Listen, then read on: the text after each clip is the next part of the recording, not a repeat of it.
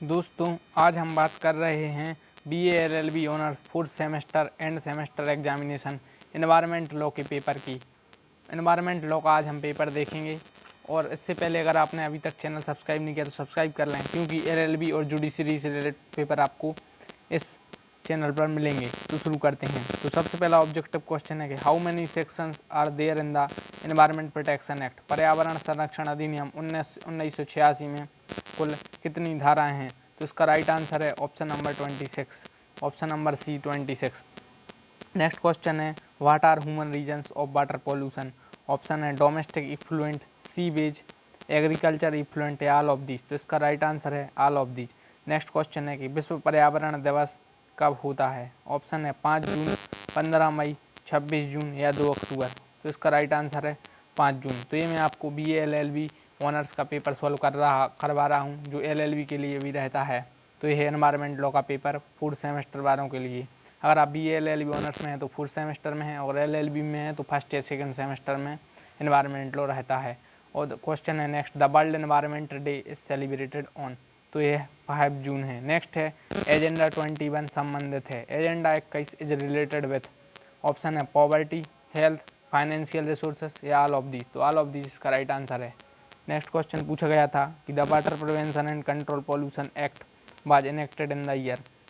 Option है 1986, 1974, 1994 या 1975। तो इसका राइट आंसर है 1974।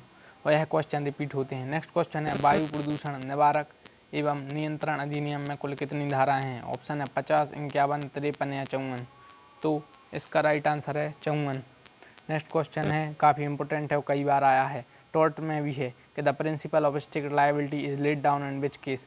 ऑप्शन है Rylands versus Fletcher, MC Mehta versus Union of India. तो इसका राइट आंसर है Rylands versus Fletcher.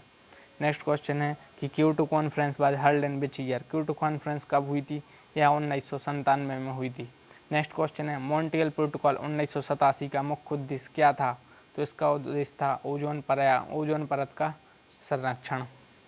Next question है कि in which year the fundamental duties to better environment were imposed on the citizen.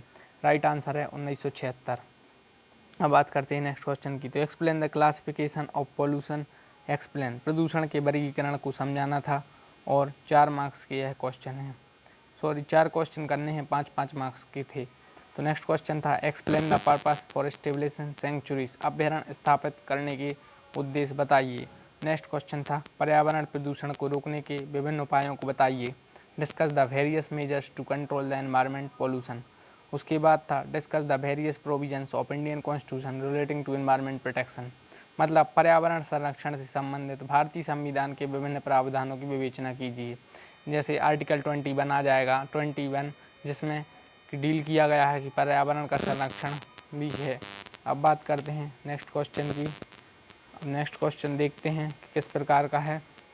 Next question है कि what are the various provision of protection environment in the Indian penal code. मतलब भारतीय दंड संहिता में पर्यावरण संरक्षण से संबंधित क्या क्या प्रावधान हैं। अब बात करते हैं लॉन्ग क्वेश्चन की। अगर आप दिल्ली यूनिवर्सिटी के छात्र हैं या BHU के छात्र हैं या डॉक्टर हरि सिंह और यूनिवर्सिटी के छात्र हैं तो ये क्वेश्चन रिपीट होते रहते हैं। और लॉन्ग आंसर 5 आते हैं, आपको 3 अटैम्प्ट करने होते हैं, 10-10 मार्क्स के होते हैं। एनवायरमेंट लॉ में क्वेश्चन रिपीट होते हैं, काफ़ी इंपॉर्टेंट क्वेश्चन है। Discuss and bribe the legal provision regarding prevention and control of air pollution. वायु प्रदूषण के निवारण एवं नियंत्रण हेतु किए गए विधिक प्रावधानों की संक्षेप से चर्चा कीजिए। नेक्स्ट है वन्यजीव संरक्षण अधिनियम में शास्तियों का उल्लेख कीजिए।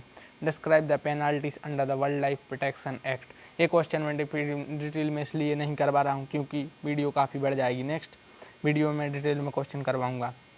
नेक्स्ट है what is Stockholm declaration, discuss its principle and brief. स्टॉकहोम घोषणा क्या है, इसके सिद्धांतों को संक्षेप में बताइए।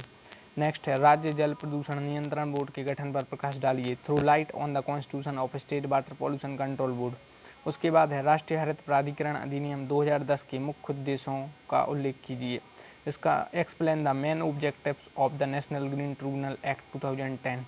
तो इस वीडियो में हमने बात करी थी एनवायरनमेंट लॉ के पेपर की। उससे पहले अगर आपने अभी तक चैनल सब्सक्राइब नहीं किया है तो सब्सक्राइब करें, क्योंकि LLB, BA LLB, BCom LLB, BSc LLB के पेपर आपको मिलेंगे, और हायर जुडिशरी के पेपर भी अवेलेबल हैं। MP high court, UP high court के पेपर, UP हाई कोर्ट नहीं करवाता, UP PSC करवाती है, जबकि MP high court, MP civil जज करवाता है, उसके पेपर आपको इस चैनल पर अवेलेबल है। धन्यवाद।